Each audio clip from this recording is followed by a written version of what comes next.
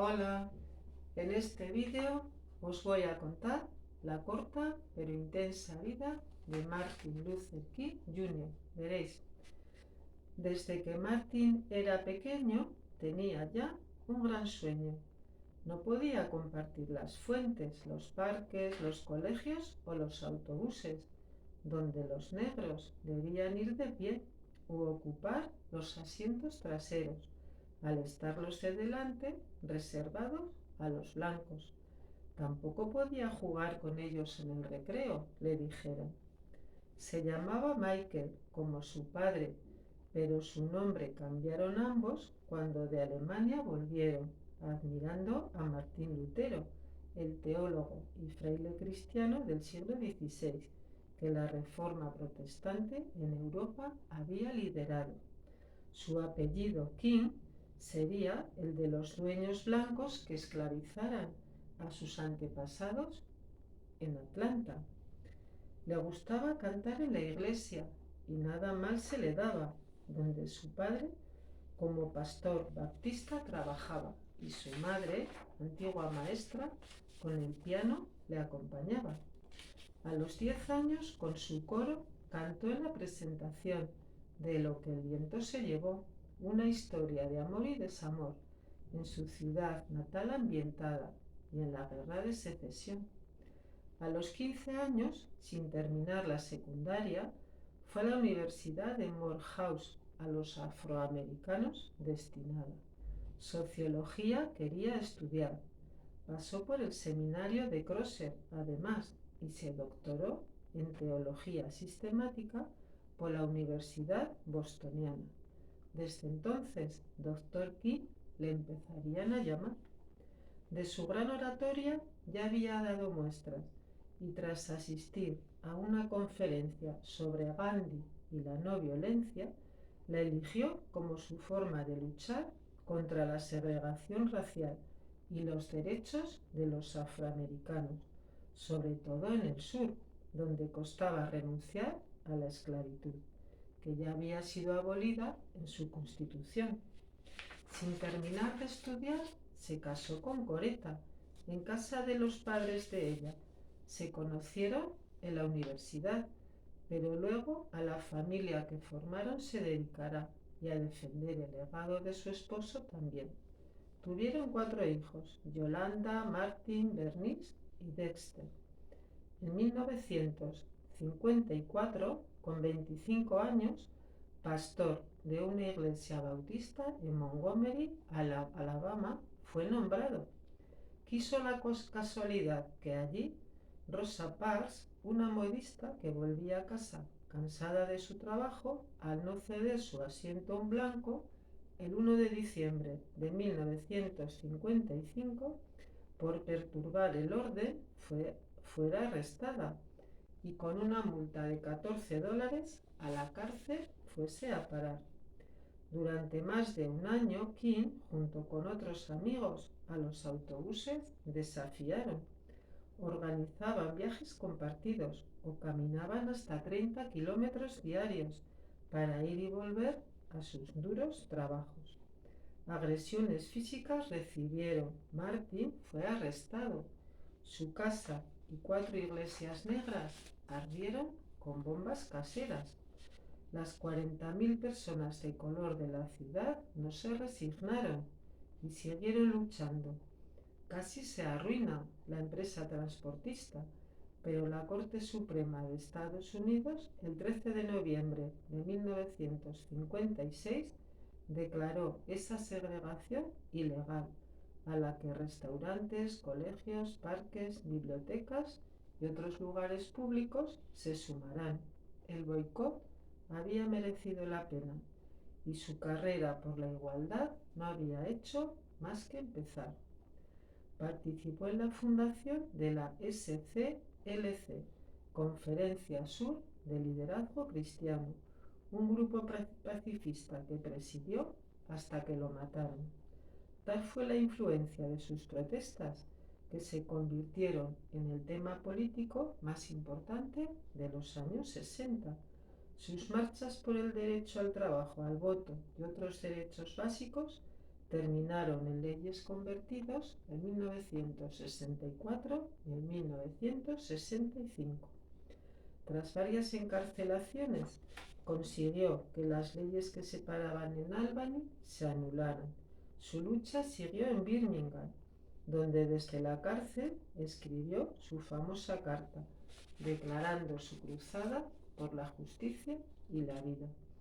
Como en otras ocasiones sucedería, para ser liberado, el apoyo del propio presidente John Fitzgerald Kennedy recibió, pero el FBI lo tenía en su punto de mira.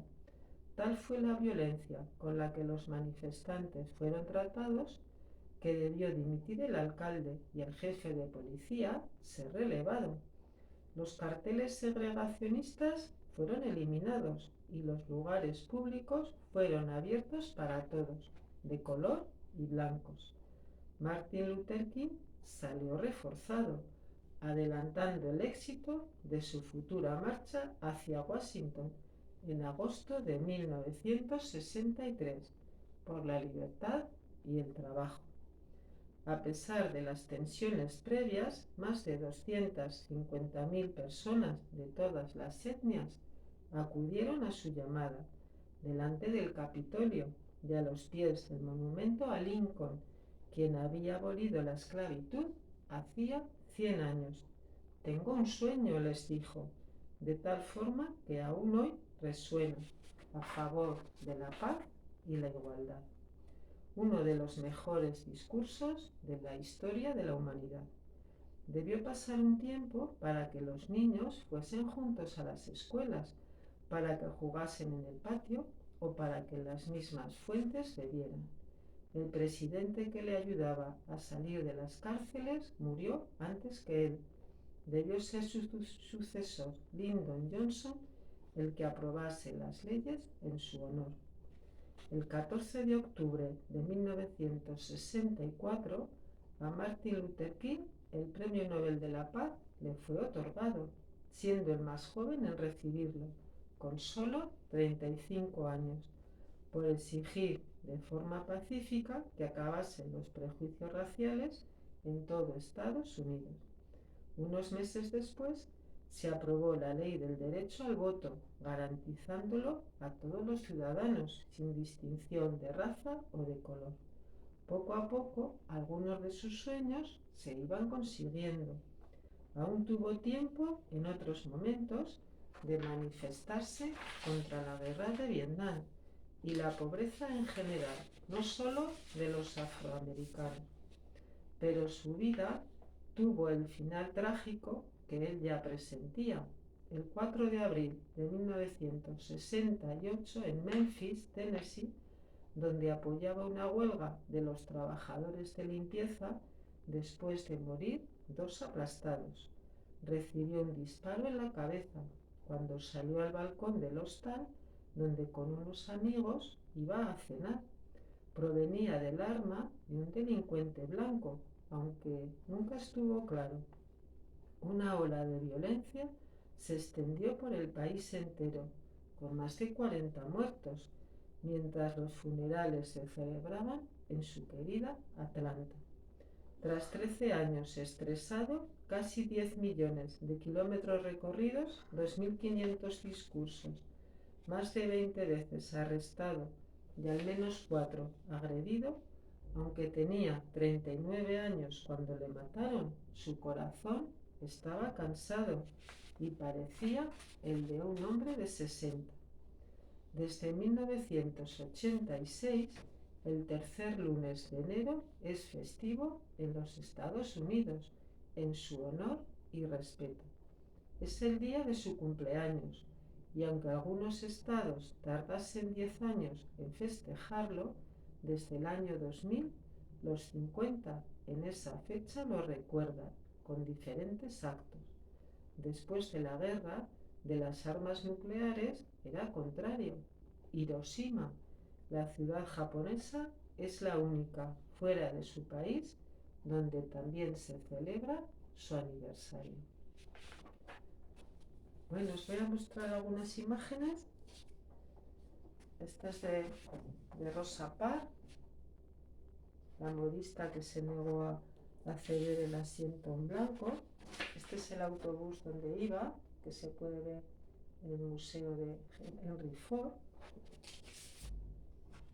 Esto es ya Martin Luther, ya en un autobús, ya compartiéndolo con gente blanca y de color, con su amigo Abernathy.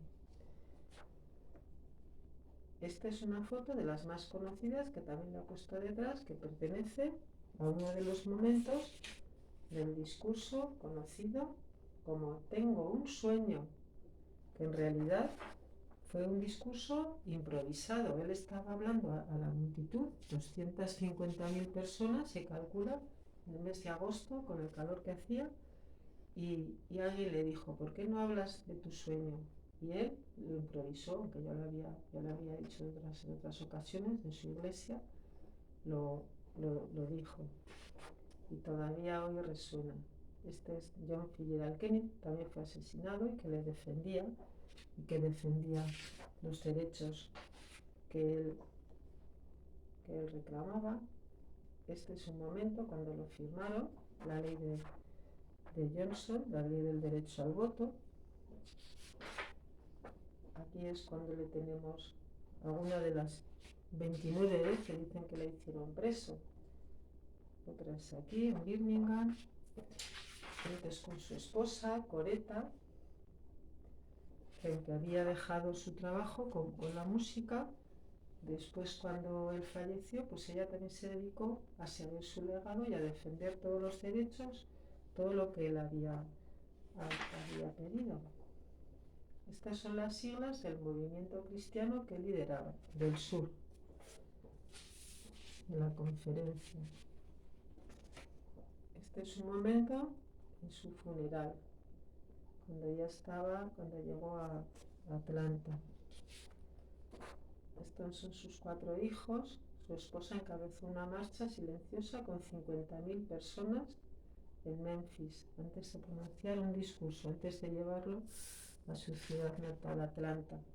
Esta es la tumba donde está enterrado, que se puede leer: libre al fin, gracias a Dios Todopoderoso, soy libre al fin.